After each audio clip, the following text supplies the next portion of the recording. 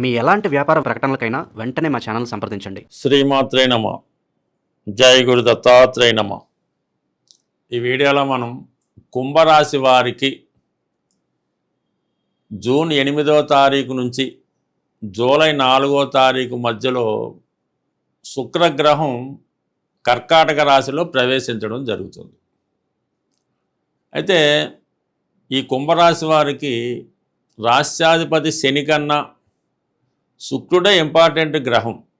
చతుర్థ భాగ్యాధిపతిగా ఈ కుంభరాశి వారికి శుక్రుడు ఎంత బలంగా ఉంటే అంత శుభ ఫలితాలు వీరి జీవితంలో రావడం జరుగుతుంటుంది.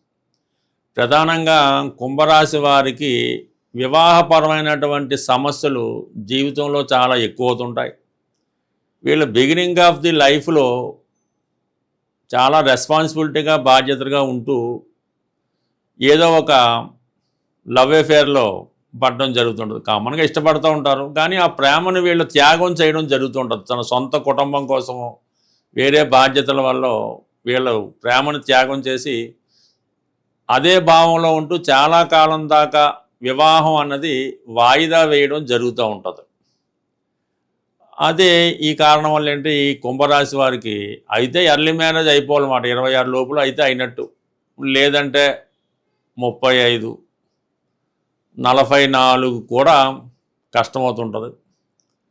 అటువంటి వారికి వివాహం ఆలస్యమైంది, గతంలో వివాహం ఫెయిల్ అయింది, లేదంటే లవ్ అఫేర్లో ఉన్నాం అది ఫెయిల్ అయిపోయింది, ఒంటరి జీవితం గడుపుతున్న వారికి వారి జీవితంలో అటు వివాహం అన్నా జరుగుతుంది, ఏదైనా ఒక మంచి జీవిత భాగస్వామో ఒక తోడో ఒక నీడో మీ జీవితంలో లభించడం జరుగుతూ ఉంది.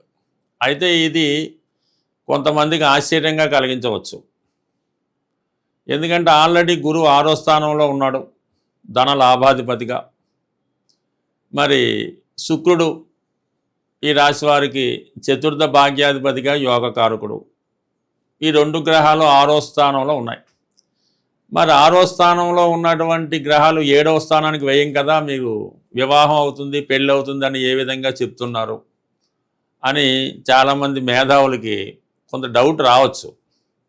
అయితే మనం అందుకనే ఒక తోడు అన్నాం. 6వ స్థానం అన్నది సర్వీస్ అంటే మీకు సేవ చేయడము, మీకు చేదోడు వాదోడుగా ఉండడం. అంటే అది ఒక డ్రైవర్ రూపంలో కావచ్చు, ఒక వంట మనిషి రూపంలో కావచ్చు, లేదంటే ఒక వైద్య రూపంలో నర్సు రూపంలో అవ్వచ్చు. సో ఈ విధంగా మీ జీవితానికి ఒక తోడు అన్నది రావడం జరుగుతూ ఉంటుంది. అలాగే ఈ 6వ స్థానంలో ఉన్నటువంటి మన గురు భగవానుడితో కలిసిన శుక్రుడు మీ కుటుంబ స్థానంలో ఉన్నటువంటి శని భగవానుడిని వీక్షిస్తాడు. అంటే కుటుంబ పరంగా ఉన్నటువంటి కొన్ని సమస్యల్ని ఇప్పుడు ఈ గ్రహాలు పరిష్కరించడం వల్ల మీ కుటుంబంలో కొంతవరకు మీ కుటుంబంలో మరి గురుదృష్టి పడడం వల్ల గతంలో మీ నుంచి దూరమైనటువంటి, అది మీ భార్య అవ్వచ్చు, మీ ప్రియురాలు అవ్వచ్చు, మీ కుటుంబంలో ఎవరో ఒకరు, లేదంటే మీ తల్లిగారు దూరం వెళ్ళిపోయారు మళ్ళీ వచ్చారు, లేదంటే మీ కొడుకు దూరం వెళ్ళాడు, అందువల్ల దూరమైనటువంటి మీ బంధువులు మీ కుటుంబ సభ్యులు తిరిగి మళ్ళా మీ కుటుంబంలో కలుసుకొని కొంతవరకు మళ్ళా మీ కుటుంబంలో కలిసి పనిచేయడం అన్నది జరిగే అవకాశం ఉన్నది ఈ కుంభరాశి వారికి. ఈ కుంభరాశి వారి జీవితం ఎప్పుడూ కూడా ఎలా ఉంటుందంటే, వారు ఒకదాని కోసం ప్రయత్నం చేస్తుంటే వేరొక విధంగా వాళ్ళ సమస్యలు పరిష్కారం అవడం జరుగుతూ ఉంటుంది.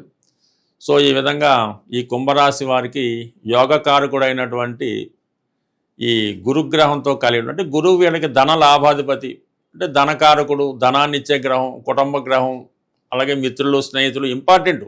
ఈ రాశి వారికి మోస్ట్ ఇంపార్టెంట్ గ్రహం గురుగ్రహం. అటువంటి గురువు ఉచ్చులో రావడం అన్నది ఒక విధంగా కొంతకాలంగా మీరు ఎదుర్కొంటున్నటువంటి ఆర్థిక సమస్యలు, ఈ ఒంటరితనం, అలాగే ఎటువంటి సపోర్టు లేకపోవడం, ఇప్పుడు మీకు జీవితంలో ఒక కొత్త సహకారం ఏర్పడుతుంది, కొత్త మిత్రులు ఏర్పడతారు. ఈ శుక్రుడితో కలగడం వల్ల ఏంటంటే ప్రధానంగా మరి భాగ్యాధిపతిగా 6వ స్థానంలో ఉండడం వల్ల చాలా వరకు గతంలో మీకు ఏదైనా కోర్టు సమస్యను పరిష్కారంలో ఆర్థికపరమైన ఇబ్బందుల్లో ఈ విధంగా పరిష్కారం అవ్వడం జరిగే అవకాశం ఉంది. అంటే 6లో ఉన్నటువంటి అంటే శుక్రుడు గురువుతో కలటం వలన శుక్రుడు ఏ భావాల మీద దృష్టి పెడతాడో ఆ భావాల మీద కూడా ఈ శుక్రుడు యొక్క దృష్టి పడినట్టు అంటాడు. శుక్రుడితో కలిసిన గురుడు మీకు ఈ 2, 6, 10 భావాల్ని యాక్టివేట్ చేయడం జరుగుతూ ఉంటుంది. ఇది ఎక్కువగా మీకు ఏదైనా మీరు ఒక ఇండస్ట్రీలో, ఒక ఫిల్మ్ ఇండస్ట్రీలో ఉన్నారు, ఒక విద్యా సంస్థల్లో పనిచేస్తున్నారు,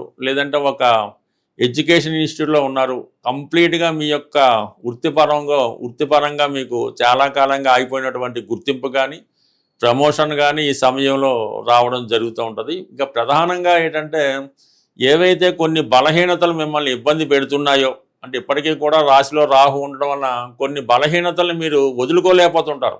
అంటే ఏదైనా బలహీనత కొద్దిగా ఎక్కువైనప్పుడు కొద్దిగా ఇబ్బంది పెడుతూ ఉంటుంది. ఆ బలహీనతల నుంచి బయటపడి, అంటే 6వ స్థానం అనేది శత్రువులు చెప్తూ ఉంటుంది.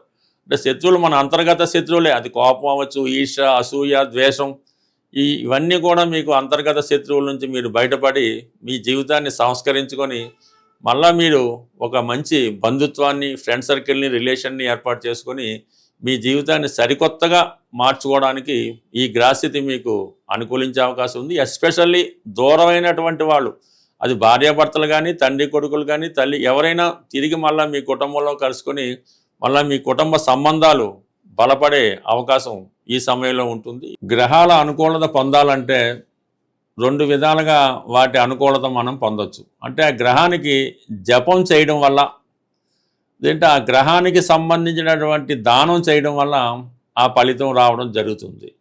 నా అనుభవంలో ఈ యుగంలో ప్రతి గ్రహానికి ఒక కుటుంబ సభ్యుడు మన ఇంట్లోనే ఉండడం జరుగుతుంది. ఆ కుటుంబ సభ్యులను మీరు గౌరవించి సత్కరించడం వల్ల అతి తొందరగా మీరు ఫలితాన్ని పొందడం జరుగుతుంది. అంటే రవి అనుగ్రహం పొందాలి అనుకున్నప్పుడు తండ్రి గారిని గౌరవించి, తండ్రి గారు చెప్పినట్టు వింటూ, మనం ఏదైనా ఒక పని చేసే ముందు, ఒక ఇంటర్వ్యూకి వెళ్ళే ముందో లేదంటే ఒక పని చేసే ముందు తండ్రి గారి యొక్క అనుమతి తీసుకొని మీరు ఆ ప్రయత్నం చేస్తే రవిగ్రహ అనుగ్రహం మీ మీద సంపూర్ణంగా లభించడం జరుగుతుంది. అదే చంద్రుడు తల్లిగారి యొక్క అనుగ్రహం ఎప్పుడూ ఉంటుంది. కొన్ని సందర్భాల్లో తప్పనిసరి పరిస్థితుల్లో తల్లిగారి అనుగ్రహం పొందాలంటే ఆమెకి ఏదో ఒక ఆవిడకి ఇష్టమైనటువంటి స్వీట్ పెట్టి ఆవిడ ఆశీర్వాదం తీసుకోవడం వల్ల ఆవిడ మాట వింటే చాలు మీకు చంద్రగ్రహ అనుగ్రహం లభిస్తూ ఉంటుంది. మరి ఇప్పుడు మనకి ఈ ప్రధానంగా శుక్రగ్రహం, మరి గురుగ్రహం, ఈ గ్రహాల యొక్క అనుకూలత పొందాలి అనుకుంటే శుక్రగ్రహ అనుగ్రహం కోసం లక్ష్మీ స్తోత్ర పారాయణ, కనకదార స్తోత్రం, శ్రీ సూక్తం ఇవి పారాయణ చేయడం వల్ల ఖచ్చితంగా కొన్ని నియమాలు పాటించవలసి ఉంటుంది. ఈ లక్ష్మీదేవికి సంబంధించినటువంటి స్తోత్రాలు ఎప్పుడు రెగ్యులర్గా ఒకే టైంలో చదవాలి. చాలా శుచిగా శుభ్రంగా ఉండవలసి ఉంటుంది. ఎప్పుడు పరిశుభ్రమైన దుస్తులు ధరించాలి. అలాగే గృహాన్ని కూడా చాలా పరిశుభ్రంగా ఉండాలి. ఈ సమయంలో మీరు అబద్ధం ఆడటం కానీ, స్త్రీలను వేధించడం కానీ, స్త్రీలతో చిన్నచూపు చూడటం కానీ ఇటువంటి ప్రయత్నాలు చేయకుండా చక్కగా ఈ లక్ష్మీ స్తోత్రాలు చదవడం వల్ల లక్ష్మీదేవి అనుగ్రహం తొందరగా మీకు లభించడం జరుగుతుంది. మరి ఇంకా తొందరగా రావాలంటే మీ భార్యకు కానీ, మీ సిస్టర్స్కి కానీ, మీ అత్తగారికి కానీ, అమ్మగారికి కానీ లక్ష్మీదేవి స్వరూపంగా భావించి వాళ్ళకి నూతన వస్త్రాలు, పసుపు కుంకాలు బహుకరించడం వల్ల, వాళ్ళ పాదాలకి నమస్కారం చేయడం వల్ల కంప్లీట్గా మీరు లక్ష్మీదేవి కృపకి పాత్రలు అవ్వడం జరుగుతూ ఉంటుంది. మరి గురుగ్రహం, గురువు అంటే మీ గురువు మీకు ఏదైతే విద్య నేర్పాడో ఆ గురువుని సత్కరించడం వల్ల, పూజించడం వల్ల, గురువుని గౌరవించడం వల్ల మీకు కంప్లీట్గా గురుగ్రహ అనుగ్రహం లభిస్తుంది. ఇంకా తొందరగా గురుగ్రహ అనుగ్రహం లభించాలంటే ఈ దక్షిణామూర్తి ఫోటో మీ గృహంలో గోడకి అలంకరించి శనగలతో కూడినటువంటి దండ ఈ దక్షిణామూర్తి అలంకరించి, ముఖ్యంగా విద్యార్థులు, కొత్తగా నిరుద్యోగులు లాంటి వాళ్ళు, ఉద్యోగం ఆశించే వాళ్ళు ఏమీ చేయక్కర్లేదు. మీరు ఆ దక్షిణామూర్తి ఫోటో వంక చూస్తే చాలు, ఒక 5 నిమిషాలు 10 నిమిషాలు మీకు బాధ కలిగినా ఇంకోటి కలిగినా ఆ విగ్రహం, ఆ ఫోటో వంక తదేక దీక్షతో చూడటం వల్ల 100కి 100 పాళ్ళు ఆ గురుగ్రహ అనుగ్రహం మీ మీద సంపూర్ణంగా లభిస్తుంది. సో ఈ సింపుల్గా మీరు ఈ గురుగ్రహ అనుగ్రహాన్ని పొందగలరు. పైపెచ్చు మీరు ఏదైనా గురువు ఉంటే ఆ గురువు సంబంధించినటువంటి ఏ దైవాన్ని పూజించమంటాడో ఆ దైవాన్ని పూజించడం, మీ జన్మజాతకంలో 9వ స్థానంలో ఏ గ్రహం ఉంటే ఆ గ్రహాన్ని ఆరాధించడం వల్ల, దానికి సంబంధించిన దైవాన్ని పూజించడం వల్ల కూడా తొందరగా అదృష్టవంతులు అయ్యే అవకాశం ఉంటుంది. స్వస్తి.